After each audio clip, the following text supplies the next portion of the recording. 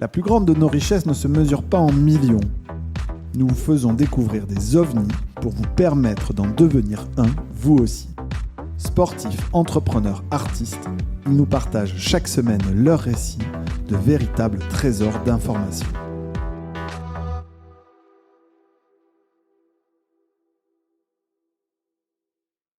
Je vais vous demander, je vais commencer par ma gauche, je vais vous demander de vous présenter et on va rentrer très vite dans le vif du sujet. Qu'est-ce que vous faites avec votre boîte et quel est le lien avec la thématique de ce jour, AI Infrastructure? Ah, alors, il faut peut-être que tu l'actives. C'est bon. C'est l'avantage du classique, c'est on ou off par rapport au quantique, donc c'est une bonne transition. Alors je ne vais pas parler de médecine quantique, donc je fais du quantique, je suis sur la partie logicielle et plateforme de l'informatique quantique, et l'informatique quantique est censée résoudre un certain nombre de problèmes que les infrastructures aujourd'hui. Le gros problème des infrastructures, AI, etc., c'est que ça consomme énormément d'énergie, et ça fait qu'exponentiellement, alors qu'on avait atteint une phase avant le GenAI pour essayer de réduire la consommation énergétique des data centers. Là, on est juste, c'est open bar, quoi. Et donc, le quantique est un espoir pour résoudre un peu ces problématiques. Voilà. Et je suis Laurent Guiraud. T'as oublié le plus important. Bah oui, Laurent Guiraud, Colibri TD. Bonjour, donc moi je m'appelle Adam Ibrahim. J'étais récemment le chef de la team LLM à H. Avant ça, j'ai fait du consulting en tant que lead dans plusieurs boîtes, genre Apple, Microsoft, AMD, etc. Donc là, j'imagine on a dit parler de votre boîte actuelle. Ouais, c'est ça. Donc là, actuellement, je n'ai pas encore choisi exactement ce que j'allais faire next. Mais ouais.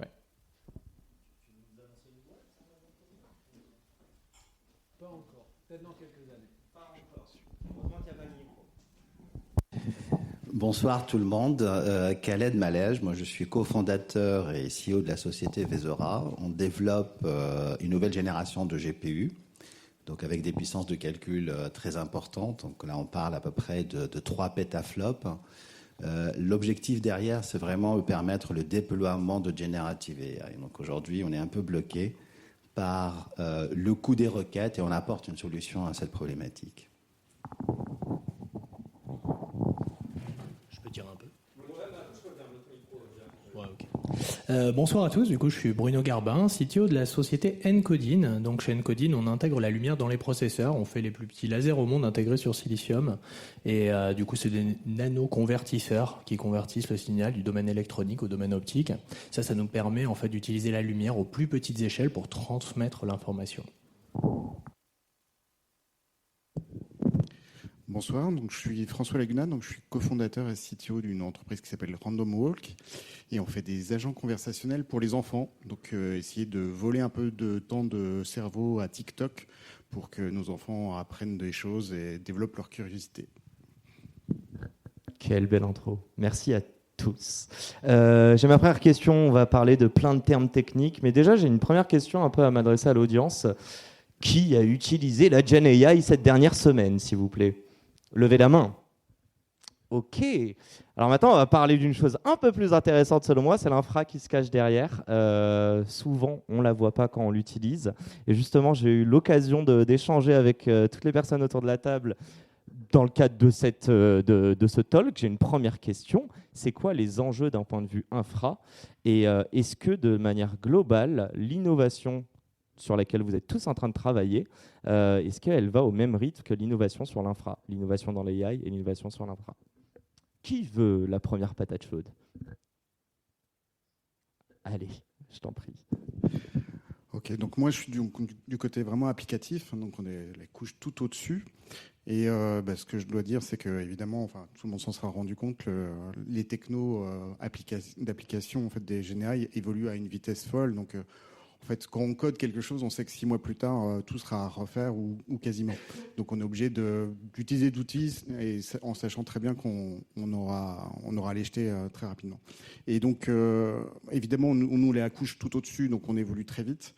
Et ensuite, plus on va profondément dans la stack, plus les rythmes sont un peu plus lents, mais enfin, on en discutait un peu avant. Évidemment, même sur les plateformes, la vitesse d'évolution est énorme puisque les enjeux sont monstrueux, donc les quantités d'argent et les quantités d'ingénieurs qui sont mis en place pour attaquer ces problèmes-là sont juste monstrueux. Vas-y, je t'en prie. Je peux peut-être parler un peu de la problématique qu'on adresse nous aujourd'hui. Si vous regardez aujourd'hui OpenAI, à peu près, il gère 700 requêtes par seconde. C'est à peu près le chiffre, en fait. Et quand on voit l'évolution des requêtes d'OpenAI, on voit qu'en fait, ils sont montés très rapidement à ces 700 requêtes par seconde et finalement, ça n'évolue pas tant que ça, en fait. Ces 700 requêtes par seconde aujourd'hui, nous, on les compare à peu près aux 100 000 requêtes que gère Google. Donc, on pense que le marché doit aller de 700 requêtes en fait à 100 000 requêtes par seconde. Ce qui bloque aujourd'hui le déploiement massif vraiment de Generative AI, c'est le coût des requêtes. Aujourd'hui, on est sur un coût de requête où en gros on est à quelques dizaines de cents. Après, ça dépend un peu de l'algorithme, etc. Pour pouvoir vraiment déployer massivement et permettre un business model type Google de s'appliquer, il faut descendre à 0,2 cents. C'est vraiment le challenge, il est là aujourd'hui. Pour nous, en tout cas, fabricants de puces, c'est d'aller diviser par 10, par 20, par 30 le coût des requêtes aujourd'hui pour vraiment permettre le déploiement de ces modèles-là et d'une façon massive. Alors, je ne parle pas de l'énergie. L'énergie, c'est un élément très, très important. Ça ne joue pas tant que ça sur la requête, mais ça joue sur le déploiement et la complexité du déploiement. Je ne sais pas si quelqu'un veut se renchérir. Sinon, moi, j'ai une autre question. Mais je vous laisse compléter, peut-être, messieurs. Et donc, pour rebondir là-dessus, donc, la GenAI, en fait, on parle beaucoup de ChatGPT et des LLM de façon générale, mais ça inclut aussi beaucoup d'autres technos dont on a un peu moins parlé, comme par exemple le text-to-speech ou le speech-to-text. Donc, c'est pour convertir en fait, de la voix en texte ou l'inverse. Et aussi, évidemment, l'image. Et donc, dans des contextes conversationnels, en fait, le besoin de temps réel est très important. Et en face, on a des problèmes donc les LLM sont des monstres en termes de calcul. Mais et pareil pour la voix et pour l'image, les besoins en fait de calcul sont énormes pour arriver à répondre à ce côté temps réel. Et je dirais aussi que ça commence à avoir un impact aussi sur toute la partie non GenAI en fait de l'économie, puisque en fait n'importe quel site aujourd'hui va pouvoir être requêté par un LLM, et donc la nécessité de répondre rapidement est encore plus vraie qu'avant. Messieurs, personne. Bon, la question, j'ai une petite question. Vous avez parlé du prix du coût d'une requête, et j'ai l'impression, dites-moi si je me trompe, mais que les innovations vont dans le sens d'une plus grande puissance nécessaire de calcul. Est-ce qu'on n'est pas dans un paradoxe? Parce que est-ce que ça ne coûte pas plus cher justement de développer des infras pour justement soutenir cette puissance de calcul? Est-ce que je ne me tournerai pas vers toi, Adam, qui est plutôt technique là-dessus? Non, mais il faut laisser parler les autres, c'est pour ça. Je dirais que, à ma connaissance, les coûts, en gros, ça dépend du nombre de la longueur de la requête, de la longueur de l'output. Ça détermine un prix qui, en ce moment, il est pas si énorme que ça, mais ça empêche quand même de faire des bénéfices. Genre OpenAI, je pense qu'ils sont toujours dans le rouge aux dernières nouvelles. Donc c'est sûr que améliorer ça serait pas mal. Maintenant, le souci fondamental, c'est qu'on a tendance à utiliser des modèles parfois trop gros pour leur utilisation concrète. Donc un des premiers axes, c'est de réduire tout simplement la taille des modèles. Il y a d'autres directions de recherche par rapport à la compression de modèles qui peuvent limiter le coût en calcul pour un modèle. Il y a de la recherche au niveau de meilleures techniques d'arithmétique à un niveau bas. Donc, c'est-à-dire quelque chose comme que vous connaissez peut-être comme Flash Attention, etc. Il y a des trucs comme ça et d'autres techniques encore plus avancées que ça qui existent. Pourquoi on ne les utilise pas, ces techniques, pour les personnes pour qui ça coûte cher? Parce que souvent, le souci, à mon goût, dans le champ, c'est que les gens, ils ont tendance à se focaliser sur moi je m'occupe de la partie langage, mais ils ne touchent pas à la partie HPC, c'est-à-dire la partie High Performance Computing, qui est en fait celle où on se préoccupe de je fais un calcul à grosse échelle, le calcul va être distribué, et donc comment je peux réduire le coût de ce calcul distribué, etc. Généralement, ce n'est pas du tout les mêmes personnes qui font ce genre de choses, sauf dans quelques communautés open source ou alors des petites startups, mais c'est rare, c'est vraiment rare. Habituellement, on a plutôt le cas de figure d'une grosse boîte de tech où les gens ils sont hyper spécialisés sur un des peut-être 100 aspects divisés entre 40 sphères concentriques de focus. Donc ça, c'est typiquement comme ça que va fonctionner les teams, comme par exemple la Google, etc. Et donc, ça fait que quand les personnes qui sont en train de concevoir les architectures de modèles, etc., c'est pas nécessairement les personnes qui sont très au fait des considérations de parallélisme, des considérations hardware, etc. Or, pour moi, c'est un problème parce que, comme souvent, ce qu'on veut, c'est faire ce qu'on appelle du co-design entre le hardware et le software. Et un des exemples d'innovation qui va dans ce sens-là, c'est typiquement les travaux sur les architectures comme Mamba ou les State Space Model, etc., qui vont exploiter certains avantages des GPU. Par contre, ce genre d'architecture, je ne suis pas certain que ça tourne très bien sur les TPU, parce que ce n'est pas particulièrement approprié. Mais au-delà de ça, il y a plein d'autres considérations, comme la taille du modèle, etc., qui normalement ne sont pas censées être le choix. Enfin, c'est un choix en termes d'ordre de grandeur pour les gens, mais normalement, c'est censé être déterminé par le hardware, parce que en fonction, par exemple, je sais que mon GPU, il a tel nombre de cores, tel shared memory, etc. Ça va complètement normalement déterminer, en plus du parallélisme, quel va être exactement le nombre de neurones que je vais mettre par couche, etc. Merci Adam. Et je te voyais hocher la tête, Bruno. Est-ce que tu veux surenchérir là-dessus ou, je ne sais pas si toi tu expérimentes ça en tout cas. Ouais, du coup non, en fait, je voulais rebondir là-dessus. En effet, c'était très intéressant. C'est au niveau LLM, au niveau software, essentiellement designer plutôt des plus petits modèles qui sont plus spécifiques pour certaines applications. J'ai l'impression que c'est un petit peu ce sur quoi tu tournais. Et en fait, c'est aussi vrai au niveau hardware. Donc plutôt partir sur des ASIC dédiés à certaines plus petites applications, mais vraiment très spécifiques.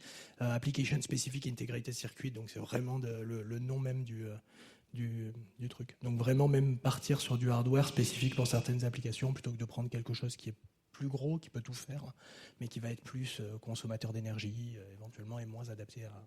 Juste pour comprendre une petite chose, si tu cibles sur un cas d'usage spécifique, que ce soit du hardware ou du software, c'est quoi? C'est lié au coût de développement qui vont être trop monstrueux si tu veux faire quelque chose de très large? C'est une non-adaptabilité, enfin non, c'est une trop grande généralisation en fait. Est-ce que je peux prendre un exemple? Tu vois pas des applications similaires qui pourraient, en tout cas des opérateurs qui pourraient joindre leurs forces? Joindre leur force, ça c'est certain, ouais. C'est certain. Non, l'innovation est vraiment essentielle, en tout cas dans ce type de domaine, j'ai l'impression. Et surtout, nous on est vraiment dans un domaine où on parle à des géants, donc des géants qui viennent des États-Unis, les Nvidia, les Intel, les grosses boîtes. Et essentiellement, ce qu'on va avoir tendance à leur dire, c'est que, en plus, ils sont complètement d'accord avec ça, que l'innovation est essentielle et qu'ils doivent ouvrir leurs portes à l'innovation, donc à des technologies comme nous. En fait, c'est aussi comme ça que sont sortis donc des standards au niveau des puces de calcul qui s'appellent par exemple les Universal Chiplet Interconnect Express, UCIe, similaires au PCIe des ordinateurs que tout le monde connaît très bien. Et ces standards-là sont faits pour favoriser l'apparition d'innovation. Donc des petites chiplets, des petites puces qui viennent de n'importe quel provider qui va pouvoir justement optimiser, la designer de manière différente, quantique, optique, ce genre de choses. On va parler des puces juste après. C'est dans ma to-do. Laurent, je ne sais pas si tu veux rebondir là-dessus ou... Non, moi, c'est l'aspect aussi. Le problème, comme je l'ai dit, il y a une gloutonnerie des LLM. Aujourd'hui, il faut être clair, les OpenAI, XAI et autres, ils sont gloutons. Je veux plus de données, je veux plus de données. À un moment, il faut peut-être se dire le LLM c'est bien, mais c'est peut-être pas la religion. Là, il y a une religion LLM, c'est-à-dire qu'aujourd'hui, en AI, tout le monde se dit il faut que je mette de l'argent parce que c'est la religion actuelle. Il faut peut-être comprendre à un moment qu'il y a peut-être un moment des modèles qui permettront d'utiliser un peu moins de données. Et si j'utilise un peu moins de données, j'ai moins de processing à faire. Le quantique est une des voies où, globalement, le quantique, il ne sait pas gérer beaucoup de données puisqu'il n'a pas de mémoire. Et on ne peut pas cloner la donnée en quantique. Donc, en fait, on doit faire avec très peu. Et le fait tel que le quantique, c'est très bien faire avec très peu. Donc, il faut aussi comprendre que la gloutonnerie des LLM, c'est peut-être pas le modèle infini, exponentiel. Je veux dire, OK, on va avoir de nouvelles ressources, etc. Mais peut-être que le modèle initial, il doit se réinventer. Je pense qu'il faut... C'est vrai que c'est un talk sur la Gen AI, etc. Mais est-ce que le modèle de transformer initial qui date de 10-20 ans est le bon modèle pour continuer? C'était juste ma petite... Non, mais c'est une très bonne intro. Mais en fait, je pensais au fait que vous devez constamment vous réadapter aussi à ces innovations, notamment parce qu'il y a des énormes acteurs avec beaucoup d'argent. Je dis ça parce que les VC, il y en a quelques-uns dans la place.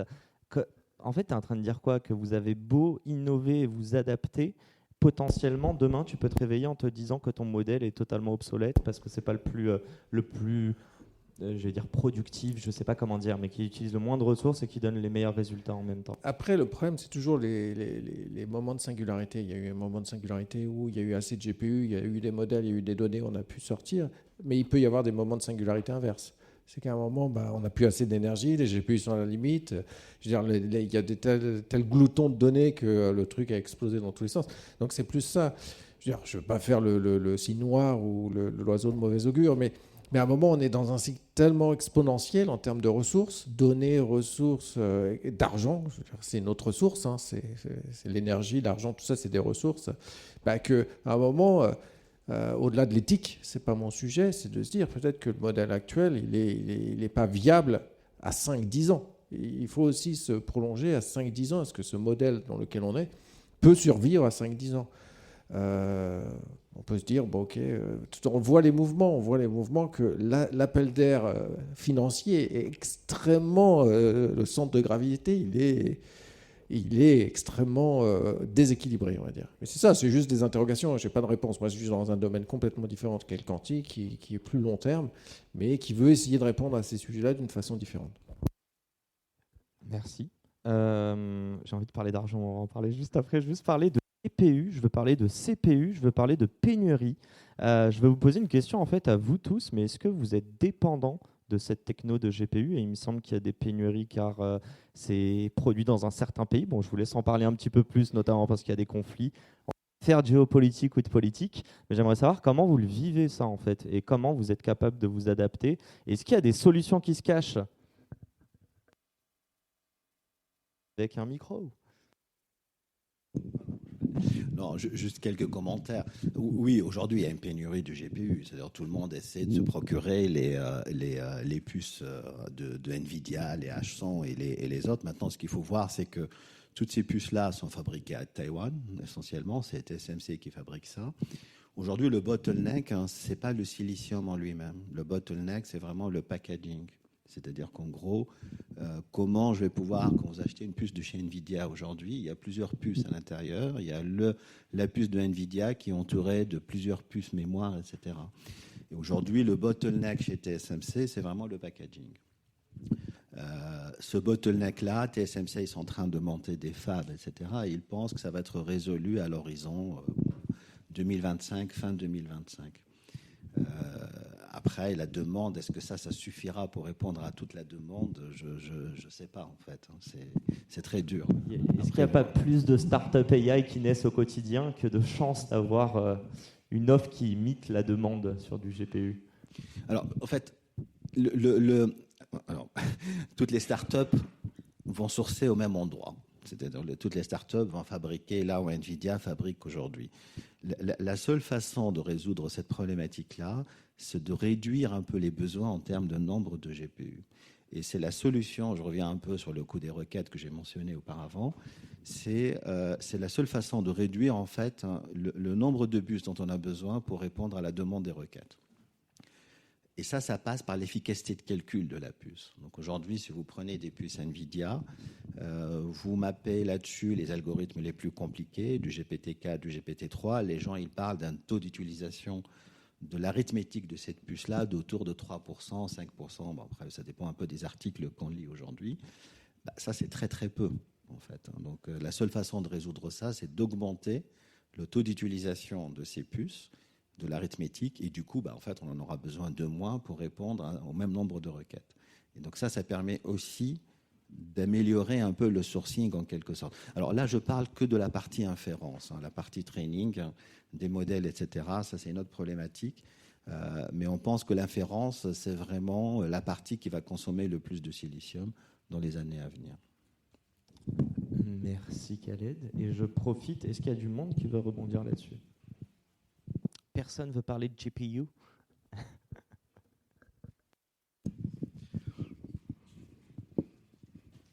Juste un petit point de vue un peu différent, c'est en fait, moi, avant de monter mon entreprise, j'ai fait un peu de recherche sur la compression de modèles. Et donc, quand on est académique, c'est vrai que la pénurie de GPU, on l'a subie de plein fouet parce qu'en général, on n'a pas tellement de budget pour acheter un data center avec 6000 GPU dedans. Mais on peut quand même arriver à faire des choses intéressantes disons qu'à plus petite échelle, en espérant que les méthodes qu'on développe pour essayer passeront à grande échelle. C'est toujours un peu l'inconnu. Donc, les méthodes, c'est essayer de compresser les modèles, essayer de donc prendre des gros modèles et les faire tenir dans un plus petit nombre de paramètres en essayant de retirer des paramètres qui servent à rien. Et donc voilà, et avec l'espoir derrière que ces méthodes-là fonctionnent aussi bien sur des grands modèles. Voilà, quand on n'a pas d'argent, il faut essayer d'être un peu malin et d'essayer quand même de contribuer au domaine. Est-ce que vous avez vraiment pas d'argent ? Non, j'ai une vraie question à toutes les personnes autour de la table. Est-ce que vous avez tous levé des fonds déjà ? Enfin, bon, tu peux répondre pour ton ancienne boîte, mais je crois qu'on sait déjà tous. Mais est-ce que vous levez juste la main, mais vous avez déjà levé des fonds ? Tous ? Ouais. Ok. Ma question est la suivante. Est-ce qu'on peut créer un champion de l'AI en France en se passant des fonds étrangers, et plus particulièrement, je pense aux Américains. Je ne sais pas si en Asie, il y en a beaucoup qui investissent, mais voilà, ça c'est la petite question chère.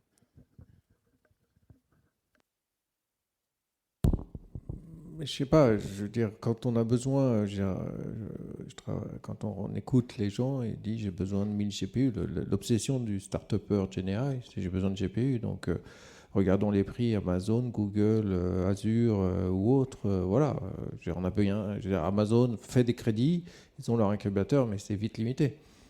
Donc il faut épuiser les crédits disponibles des grands acteurs. Donc je vois des startups qui sautent d'Azure vers AWS pour aller à chaque fois chercher des crédits, mais ça a une limite. À un moment, le coût d'un GPU à l'heure, c'est juste hors de... voilà, il n'y a pas de remise, il n'y a pas de solde, donc il faut de l'argent sinon on n'a pas de modèle. Il n'existe pas en France cet argent ? Alors, il existe de l'argent en France. Mais il est Ça, c'est un discours. Je suis assez vieux pour l'avoir connu depuis 30 ans. Ouais, on va dire que jusqu'à 20 ans, je ne m'intéressais pas à ça. Donc, globalement, c'est toujours le même problème. On a de la fond, on est un paradis fiscal avec le CIR, le JEI, etc. Alors, le problème, c'est que quand on loue des GPU, on ne peut pas les mettre dans le JEI. Ça serait intéressant dans le CIR. C'est un des problèmes. Mais bon, c'est un autre sujet. Donc, il y a de l'argent pour amorcer. Entre BPI France, entre les acteurs, les AWS, les incubateurs, etc. etc. Quand on est un start-upper, on va chercher toutes ces ressources. Moi, c'est un peu moins complexe pour moi parce que je suis dans d'autres domaines, mais on va épuiser toutes ces ressources. Mais très vite, et à la vitesse où ça va, au bout de 6 mois, on est déjà à court de tous ces cycles. Alors, il faut aller à l'Europe. Alors, si les startups ont vous parliez de l'académique, il y a le Jean Zay qui met à disposition des GPU un certain nombre. Mais il faut épuiser tellement d'acrobatie pour aller chercher les GPU dans tous les sens qu'en fait, on passe son temps à faire des modèles compliqués. Et à un moment, et on le voit avec Mistral ne serait jamais arrivé là où il est sans aller aux États-Unis. On dit OpenAI, c'est pas de la génération. OpenAI, c'est pas de la génération spontanée. Microsoft a donné des milliards à OpenAI avant qu'ils hébergent, des milliards en GPU et en ressources Azure. Les gens internes chez Microsoft se plaignaient de ne plus avoir de ressources Azure. Donc, à un moment, oui, en France, on est très débrouillard, on est très fin, on arrive à utiliser toutes les ficelles, mais à un moment, c'est tout. Je veux dire, il faut 100 millions. Point. C'est tout. Il faut 100 millions pour juste démarrer. Et 100 millions, c'est le minimum. Une seed à 100 millions. Vous aviez levé combien, vous, avec H en seed? Je crois que vous avez fait une dernière levée il y a quelques mois encore Il y en a eu une, c'était pour le seed, et c'était 220 millions. Que vas-tu faire de tout cet oseille? Raconte-moi. Non, mais c'est très sérieux, on en a parlé un petit peu en off. J'aimerais comprendre pourquoi il y a des si grosses levées en seed, là où tout l'écosystème est plutôt à l'arrêt, que ce soit marketplace, SaaS, etc. Ça sert à quoi autant d'argent? Déjà, il y a le souci qui est que moi, par exemple, je ne serais pas revenu en France si j'avais pas eu des offres compétitives avec les États-Unis, parce que j'habitais en Amérique du Nord depuis 12 ans. Donc déjà, il faut pouvoir faire des offres compétitives avec ce qui se fait là-bas. Alors, c'est quoi une offre compétitive? Arnaud, podcasteur aussi. Je peux pas donner le montant spécifique des différents employeurs que j'ai eus, mais je peux donner, pour donner un ordre de grandeur, Gemini, OpenAI, Anthropic, c'est la compensation totale annuelle, c'est 7 chiffres. Donc déjà, il faut pouvoir payer ça aux gens que vous voulez attirer, parce que sinon, il va y avoir un souci. C'est pas d'equity juste dans tout ça quand tu dis de 7 chiffres? Ou il y a de l'equity? Ça dépend. Ça dépend. En fait, à OpenAI, tu peux annuellement vendre les stock options, tu peux les vest. Okay. Gemini, je suis pas sûr, si. Gemini, t'as directement des actions. Ah bah si, je suis con. Ok, excuse-moi, je t'ai interrompu. Donc voilà. Après, il faut attirer des gens comme ça. Il faut se dire que dans des teams de pré-training, les décisions, par exemple, à Zifra, on avait on n'avait pas beaucoup, si vous voulez, d'argent pour lancer les calculs, pour entraîner le modèle Zamba. Et quand on l'a entraîné, c'était un pari, quoi. Parce que c'était un mois d'entraînement où on ne pouvait pas revenir en arrière, et c'était un mois d'entraînement qui coûtait quelques pourcents de ce que la boîte avait en financement. Donc, c'est combien en pourcentage, juste quand on lève, qui part directement dans un fonds de roulement, que vous utilisez pour opérer? Ce que je peux te dire, c'est que ça va dépendre de boîte en boîte, mais mettons par exemple qu'on veut entraîner efficacement un modèle de la taille 7 ou 8 milliards de paramètres, pardon. Donc, à votre avis, ça coûte combien par mois si vous voulez l'entraîner de zéro? Combien? Alors, si on prend le coût total de toutes les expériences et tout pour genre essayer des trucs, etc., ouais. Le coût de l'entraînement, ça dépend. Par exemple, si c'est la MA 3, 15 000 milliards de tokens utilisés pour l'entraînement, ça, à mon avis, on peut le chiffrer facilement à 2 trillions, ça prenait... Ok, 6 trillions, ça prend un mois. Donc pour eux, ça prend 2 mois et quelques. Donc c'est aux alentours de 4 millions. 4-5 millions. Et ça, c'est une fois que c'est lancé. Hein. C'est pas les coûts d'itération, etc. Ça prend pas en compte après les alignements, les trucs comme ça. Donc on est dans ce genre de somme. Et ça, c'est le coût que ça peut coûter vraiment très vite. Donc en un mois, on se retrouve direct sur des factures à plusieurs millions en compute. Donc entre le salaire des gens qu'on veut attirer, le fait que ça coûte aussi cher, Le fait que les gens qu'on veut attirer, on veut également attirer les meilleurs, parce que la vérité, c'est que quelqu'un qui a déjà montré avoir eu une assez bonne intuition pour entraîner des modèles compétitifs, c'est quelqu'un qui va économiser des mois de compute. Et donc, c'est quelqu'un qui économise des millions. Donc, dans les mots de notre cher PDG de NVIDIA, the more you buy, the more you save. Et je m'amusais à dire la même chose à H quand j'étais en train de négocier avec eux. mais ouais, c'est vraiment ce truc qui est un peu une boule de neige où il faut se soucier beaucoup de ça. Maintenant, pour rebondir sur un point, il est possible de trouver un financement public en tant qu'académique. Moi, j'ai commencé les LLM là-dedans parce que j'avais pas accès, j'étais pas dans une boîte, j'étais toujours élève en doc jusqu'à juin.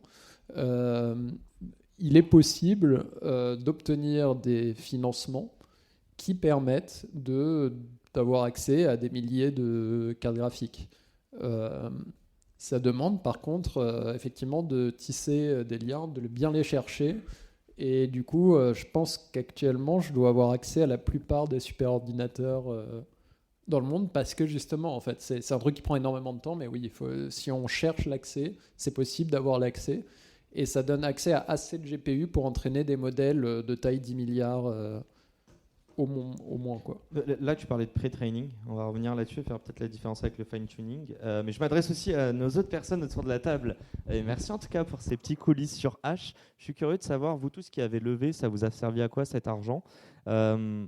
Moi, juste pour parler très rapidement, j'ai quitté l'écosystème très VC en 2021, je crois, à l'époque où les levées de fonds se faisaient quand même en plusieurs dizaines de millions par moment, même pour des seeds. Et j'ai presque cette question, est-ce qu'il y a plus d'argent aujourd'hui en AI et est-ce que c'est sain par rapport aux autres typos ? Donc voilà, là c'est vraiment une conversation très globale. Je vous laisse répondre. Alors, nous, on est dans une problématique différente. Nous, on fait des puces électroniques, donc on développe des circuits intégrés, donc des technologies avancées, et donc ça a besoin de pas mal d'investissements. Donc, si on fait un circuit intégré aujourd'hui dans des technologies type 5 nanomètres TSMC, on est plutôt sur des budgets de 50-100 millions de dollars. Combien tu as levé, si tu peux nous dire ? Alors, pour l'instant, on n'a pas... Enfin, justement, on est en cours de levée de fonds actuellement. Ah. Donc là, actuellement, on lève 50 millions justement pour financer en fait le circuit qu'on est en train de faire. Donc c'est quand même, ça reste des investissements assez importants. Et pour arriver à des puissances de calcul très importantes, on est obligé d'aller vers des technologies très avancées. On ne peut pas rester sur des technologies type 16 nanomètres, donc des vieilles technologies. On est obligé d'investir significativement pour arriver jusque-là. Pour faire un peu l'historique, nous, quand on a commencé le développement de nos circuits, on s'était dit 5 nanomètres, c'est vraiment très très cher. On va rester en 7 nanomètres. TSMC, ils nous ont expliqué typiquement qu'il ne fallait absolument pas le faire. Ils nous ont dit, voilà, il faut aller vers le 5 nanomètres et ils nous ont donné accès un petit peu à leur technologie la plus avancée. Donc il y a l'argent, mais il y a aussi le support en fait de gens type TSMC et autres pour faire ce genre de circuit. Voilà, mais ça reste quand même des budgets très importants. Merci. Tu veux en surenchère, Bruno ? Ouais, je vais revenir aussi un tout petit peu en arrière. Du coup, et dis-nous combien tu as levé ? 3,5. Nous, on est en pré-seed. Donc, on est très très tôt. En fait, donc on est vraiment sur de l'innovation. Principalement, ça nous sert à engager des gens, commencer, dérisquer la tech, beaucoup. Et en fait, le gros point, donc, comme je disais tout à l'heure, on est vraiment en relation avec des gros géants américains qui, eux, nous mettent en concurrence indirecte avec d'autres startups de chez eux qui, elles, lèvent à coût de centaines de millions. Donc, on est vraiment sur du hardware pour développer, dérisquer la tech en termes de hardware. Et en fait, il faut grossir vite. Et c'est à ça qu'ils s'attendent de nous, en fait, réellement. Qu'on arrive au bon moment sur le marché. Et en fait, si on grossit pas assez vite, qu'on dérisque la tech, donc embaucher énormément de gens, démontrer la possibilité de scaler le modèle, donc de fabriquer à gros volume, ce genre de choses, en fait, on n'est pas vraiment intéressant parce qu'on peut arriver trop tard. Le besoin est là, il est là maintenant et il faut sortir le plus vite possible. Et c'est ça vraiment le modèle un peu à l'américaine et c'est pour ça qu'il faut plus de financement. Tu peux juste nous expliquer les 3,5 millions versus ta prochaine levée, parce que si j'ai bien compris, il y en aura une prochaine. En tout cas, c'est positif. Combien de temps entre-temps ? On est en train d'en discuter. La vraie question, c'est qu'avant, on disait que c'était 2 ans. Aujourd'hui, tu dis que c'est une course contre la montre. Est-ce que quand vous levez, il a été compressé x2 ce temps ? C'est quoi ? C'est des choses comme ça. Merci. Je ne sais pas si Laurent ou... Donc, il y avait plusieurs questions. Donc oui, on a levé en pré-seed. Donc nous, essentiellement, comme c'est une plateforme, c'est que des chercheurs. Globalement, nous, on recrute des cerveaux. Alors heureusement, pas au tarif avantage du quantique. Pour l'instant, il n'y a pas la même... on trouve qu'il y a une certaine embellie, mais pas la GenAI. Est-ce que c'est trop ? Moi, j'ai vécu une époque que les plus jeunes n'ont pas vécu, c'est l'explosion de la bulle Internet, où on crée un site pet.com, mais on avait 10 millions à l'échelle à l'époque, en 2001, 10 millions, c'était beaucoup. Hein. C'est un peu les 100 millions d'aujourd'hui. Et donc, les gens se sont dit, ça va continuer. Mais il y a eu un signe noir, hein, et tout s'est écroulé. Oui, effectivement que c'est trop. Oui, effectivement qu'on est dans une ère où c'est plus gros, scale up. Alors ça, les États-Unis, j'ai travaillé qu'avec des boîtes américaines. Scale up, hockey stick, scale up. À un moment, on ne peut pas bouffer toute la planète. À un moment, je crois que c'est maintenant, on a bouffé toutes les ressources de la planète au bout de 9 mois ou quelque chose comme ça. La GenAI est en train de nous faire bouffer la planète au bout de 6 mois. Mais t'as pas l'impression que c'est eux qui dictent les règles du jeu, justement ? Ah bah oui, bah évidemment. Mais toi, t'es anti-jeu, du coup ? Non, je suis pas anti-jeu. J'ai travaillé que pour des boîtes américaines et globalement, je travaille avec des partenaires américains. Donc, je vais pas être anti-jeu. Sinon, je vais dans une île, je vais dans le Larzac, comme certains ont fait dans les années 60, pour aller élever des chèvres. Peut-être que je le ferai. Mais globalement, à un moment, il faut s'asseoir, il faut se dire, est-ce que ce qui se passe est raisonnable ? Non, c'est pas raisonnable. On le sait tous. Et puis, on est pris dans le jeu. C'est le premier qui va se retirer, quand la vague va se retirer. Mais aujourd'hui, mettre autant d'argent, payer... ces montants-là, parce qu'il faut économiser sur le compute, qui lui-même augmente exponentiellement. L'exponentialité, quand on fait du quantique, on veut réduire le curse of dimensionality. C'est tout de suite casser l'exponentialité de plein de problèmes physiques pour nous, scientifiques, mais aussi il y a la partie sociologique, etc. Là, on est dans une courbe d'exponentialité sociologique. Qui est boosté par la tech, mais on le sait tous, à un moment, ça ne peut pas continuer. Moi, je l'ai vécu avec l'explosion de la bulle Internet. Juste un jour avant l'explosion, on était tous en train de dire, demain, on multiplie les chiffres par 2. Un jour avant. Donc, c'est l'avantage d'être un peu plus vieux, c'est qu'on se dit, on a déjà vécu ça.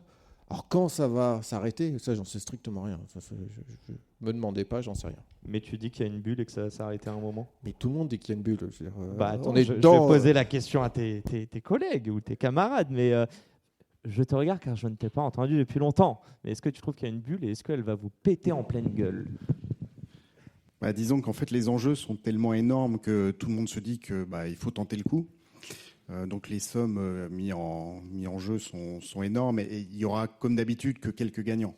Et on ne sait pas exactement encore qui, puisqu'effectivement les providers de base comme OpenAI, Anthropic et Google dépensent des sommes considérables pour essayer d'être le premier, avec un marché qui est derrière juste énorme aussi. Donc ils sont bien placés, mais c'est pas encore sûr de qui va gagner.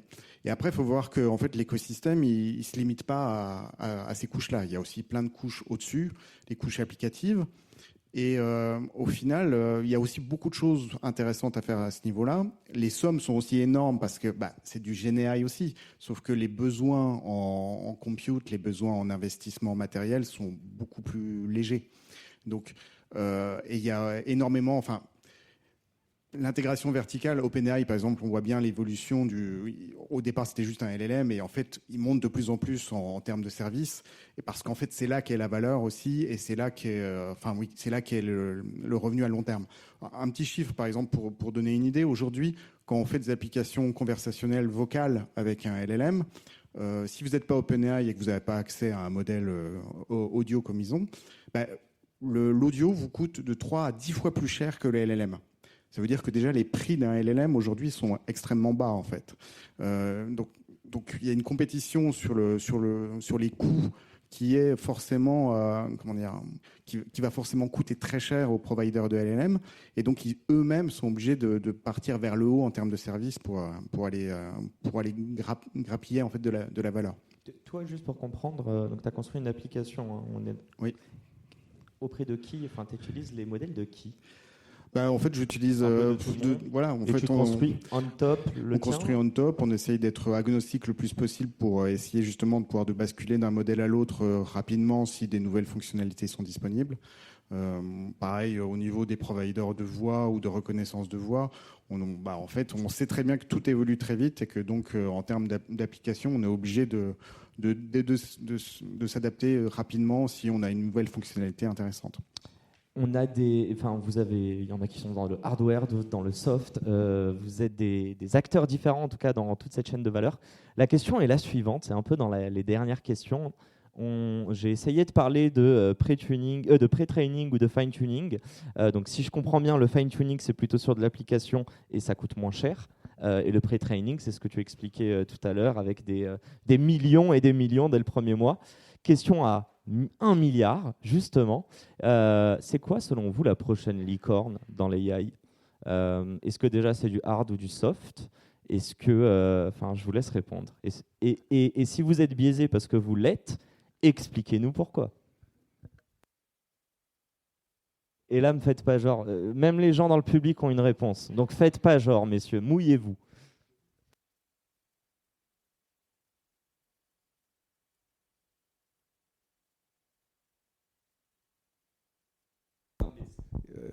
J'en ai jamais vu des licornes, mais non, mais c'est plutôt des rhinos à cette échelle-là. C'est plutôt des rhinos. Hein. C'est pas des licornes. Hein. On a passé le stade de la licorne. Là, on est dans des valorisations qui sont bien au-delà.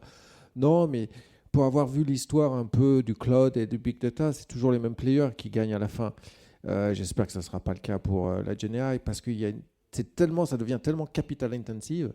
Moi, je pense que une licorne potentielle, c'est quelqu'un qui va se dire, vous l'avez dit sur les GPU, si vous arrivez à de dire Nvidia c'est obsolète, là vous êtes la licorne. Franchement, si vous dites Nvidia c'est de l'ancienne technologie, maintenant j'ai cette puce, il y a quelques acteurs, Cyper et autres, qui travaillent sur ces domaines. Mais les jours où quelqu'un dans le hardware arrive en disant, moi ça me coûte, maintenant j'ai un ratio de 1 centième, 1 millième, et d'un coup les coûts tombent et les investisseurs mettent 10 millions, mettent 100 millions.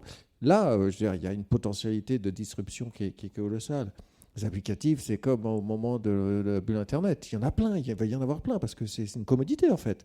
Tous ces acteurs-là, et c'est normal, c'est un écosystème. C'est pas la vraie innovation pour toi, l'applicatif? Non, parce que l'applicatif, il y a plein d'applicatifs qui résolvent un problème précis. Ça va être la santé pour certains, ça va être l'optimisation de ma flotte, ça va être plein d'applicatifs, ça va être l'éducation, on voit plein. Et c'est ça qui est intéressant, c'est comme l'Internet, ça a permis tous ces applicatifs. Mais chacun va gagner correctement sa vie et va faire du revenu, va être une compagnie normale en fait. Quelqu'un qui crée une boîte, qui fait du revenu et qui vit de ses revenus. C'est normal, hein, ça existe. Oui, c'est ça même. Et il y a d'autres boîtes comme OpenAI, etc. Moi, je vois, et j'aimerais bien voir, c'est peut-être un souhait, du côté hardware, des vraies disruptions, de dire que ce n'est pas Nvidia qui emporte les 100 millions à chaque fois qu'un investisseur met 110 millions. Quoi. Je rebondis juste un tout petit peu là-dessus. Celui qui dit Nvidia, c'est has-been. Je pense qu'il est bien plus qu'une licorne. Ouais, c'est ça. Non, j'argumenterai rapidement, pour répondre à la question très rapidement, que c'est plus simple éventuellement de devenir une licorne quand on fait du soft. J'ai cette impression-là, bien baquée par des chiffres, évidemment. On l'a fait facilement. Mais pour autant, ouais, bien sûr. Ça rassure beaucoup les investisseurs. Et retour sur investissement plus rapide, beaucoup de points, et encore plus en Europe, même si c'est en train de changer de plus en plus, mais bon, ça prend du temps quand même. Hein. Et donc notamment avec tout ce qui est Chip Act, avec toute la mouvance qui est la réindustrialisation de l'Europe, ce genre de choses. Pour autant, un hardware qui va venir, un hardware innovant, donc quantique, nouvelles technologies de calcul, intégration de la lumière dans les superordinateurs notamment, qui est éventuellement donc parmi nos propositions de valeur, donc pour augmenter la scalabilité, pour diminuer la puissance de consommation, des hardwares innovants, vraiment, rupture technologique, et là on se rejoint énormément. En fait, je pense que ça, c'est des licornes. Oui. Tout le monde ne gagnera pas. Il y a quelques technologies qui vont pouvoir s'assembler, justement. Pour autant, c'est les technologies qui gagneront feront mouche. On veut tous vous entendre autour de la table. Je vous invite à répondre à cette question. Je pense qu'il y a peut-être un sujet aussi qu'on n'a pas abordé au niveau de l'AI, c'est l'énergie en fait. Ouais, et ça, il y a vraiment un très très gros impact. C'est-à-dire qu'en gros, dans tous les modèles qu'on fait tourner aujourd'hui, si on continue sur la courbe qu'on suit actuellement, on n'aura plus assez d'énergie pour faire tourner les data centers en 2040. Donc là, il y a un gros challenge en fait. Là, j'ai parlé en tout cas pas mal du coût des requêtes, etc. Mais on a vraiment besoin aussi d'abaisser l'énergie. On pense qu'aujourd'hui, on reparle encore de Nvidia, on pense qu'énergétiquement, ce n'est pas encore efficace. Il y a encore beaucoup de chemin à faire au niveau des architectures pour réduire aussi ce coût-là énergétique. On pense aujourd'hui typiquement que diviser par un facteur 2 ou 3 les consos actuels, c'est quelque chose en fait qu'on peut atteindre. Et ça joue énormément aussi sur le déploiement de Generative AI, enfin de AI en général, mais c'est un sujet aussi qui est vraiment très important. Je pense que l'optique aussi joue énormément par rapport à ça. Le quantique aussi. Alors, nous, ce qu'on voit sur le quantique, c'est que c'est vraiment quelque chose qui va pas mal améliorer les choses sur le training. Sur l'inférence, c'est un peu plus délicat. Voilà, mais l'énergie, ça reste quand même un problème très, très important. On laisse quand même nos deux derniers invités. Je crois que tu ne t'es pas exprimé, cher Adam, sur la question. Qu'est-ce que tu en penses ? Tu n'as pas d'avis ? Arrête, tu as bien sûr un... Si je te revois lever dans un an, là, j'accepterai pas. Ok, mais le truc, c'est que, par exemple, pour moi, en fait, les gagnants, c'est très posé pour être Google et encore Google, parce que OpenAI, de mon point de vue, leur souci, c'est l'intégration. Je ne sais pas si ici, il y a des gens qui ont payé Gemini sur leur workspace. Ok, parce que si vous avez un compte Google Workspace, vous pouvez... je crois qu'ils l'ont intégré en plus maintenant de Gemini de série maintenant. Avant, il fallait le payer. Disons que ça change un peu tout d'avoir le truc intégré dans la Gmail, dans les slides, les docs, le drive, qu'à l'inverse, quand tu parles au truc, il peut choper la data du drive, du docs, etc. Donc, je veux dire, à leur stade, ça va être très dur de faire compétition à ça, honnêtement. Je pense qu'ils peuvent difficilement perdre en fait à ce stade. OpenAI, leur problème, c'est qu'ils veulent à tout prix rester indépendants, mais en vrai, sans Microsoft, ils vont avoir beaucoup de mal, je pense, à choper l'intégration, parce que je ne connais pas d'OpenAI Email, d'OpenAI OneDrive, d'OpenAI Office. Juste ça, c'est étonnant, étant donné que c'est principalement financé par Microsoft à la base. Ils ont Microsoft à Copilot, etc. Mais disons qu'ils ont essayé à un moment de lever de l'argent au OpenAI il y a quelques mois. Le fameux truc de il nous faut $1 trillion pour blabla. Et puis, ça n'a pas l'air d'avoir excité beaucoup de gens. Donc, je pense que leur souci, c'est que c'est une boîte qui va avoir à se poser la question à un moment d'accepter ou pas une intégration un peu plus forte avec Microsoft, parce que je sais qu'encore une fois, Microsoft a Copilot, etc. Mais voilà, sur le long terme, OpenAI n'est toujours pas rentable. Je pense que ça ne va pas s'améliorer avec le temps. Et donc voilà, tout ça pour dire... le truc un peu injuste, c'est que le destin des autres boîtes, ça risque d'être de se faire absorber par Google, de mon point de vue. Genre, si je devais mettre mon argent sur quelqu'un, ça serait sur Google aujourd'hui. On a bien entendu. Bon, je te laisse le mot de la fin. Oui, je suis assez d'accord que les gagnants évidents en fait de tout ça à court terme, c'est les GAFA, puisqu'il n'y a qu'eux qui ont la puissance de feu nécessaire pour pouvoir faire tout ça. Mais c'est quand même, je pense qu'on va avoir une flopée en fait d'entreprises. Ça prendra un certain temps. Vu le potentiel du GenAI de façon générale, il y aura plein d'entreprises qui vont repenser des business entiers avec AI First. Alors, ils seront en compétition avec tous les traditionnels qui essayent d'intégrer l'IA, mais petit à petit, on en verra plein en fait qui. Voilà. Et oui, et l'autre aspect, c'est que ce sera une commodité. dire demain, en fait, les grands gagnants, ce sera les GAFA, ça serait comme dire que, en fait, AWS a gagné tout l'argent disponible. Non, c'est pas vrai. C'est juste une commodité. Et par-dessus, les gens fabriquent des applications et des entreprises qui vont devenir des licornes. Donc, je pense qu'il y a beaucoup, beaucoup de place pour plein de boîtes avec des levées relativement raisonnables, mais qui utilisent tous ces outils dont on n'a encore aucune idée, en fait, de ce qu'on va pouvoir faire avec. Tu voulais surenchérir. Ouais, je voulais juste dire, je suis d'accord qu'il y a moyen qu'il y ait des nouvelles applications où Google pourra pas nécessairement, par exemple, se positionner, ou une autre boîte de tech, une grosse boîte de tech, pardon. Mais le souci, c'est que la comparaison avec AWS, je pense qu'elle n'est pas tout à fait valide, parce que le truc, c'est qu'AWS, ils offrent exactement la même chose que Azure, que Google Cloud, que Scaleway, que je peux faire toute la liste RunPod, que Together AI, que blablabla. Toute la liste de cloud providers, ils offrent la même chose au fond. C'est des nodes, un certain nombre de nodes s'ils ont assez sous la main. Et ces nodes, on veut qu'elles aient InfiniBand entre les GPU, et on veut que les GPU, ce soient des H100, ou de nos jours, maintenant je pense qu'on peut commencer à demander des H200 ou des B100. Donc en fait, ils offrent la même chose. La seule question, c'est... D'ailleurs, je réagis aussi à un autre point plus tôt. En fait, s'il y a des soldes, parce que c'est très négociable les tarifs. C'est très très négociable et il faut vraiment les négocier.